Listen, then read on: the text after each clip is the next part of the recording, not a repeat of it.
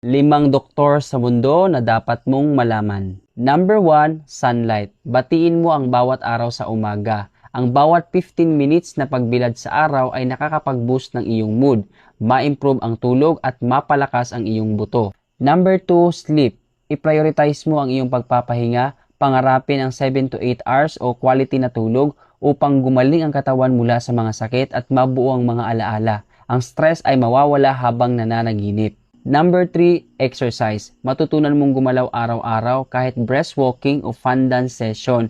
Ang exercise ay nagpaparami ng lakas sa katawan, kakayanan sa anumang bagay at kalinawan ng kaisipan. Ito ay gustong-gusto ng iyong katawan. Number 4, healthy diet. Pakainin ang iyong katawan ng tunay na pagkain. Damihan sa gulay, prutas at whole grains para umunlad ang iyong katawan mula sa mga sustansya at makikita mo ang pagkakaiba. Number 5, self-love. Ang sarili mo ay ang pinakamatalik mong kaibigan. Practice self-compassion, patawarin ang iyong sarili, at ipagdiwang ang iyong tagumpay. Remember, when you love yourself, the world loves you back.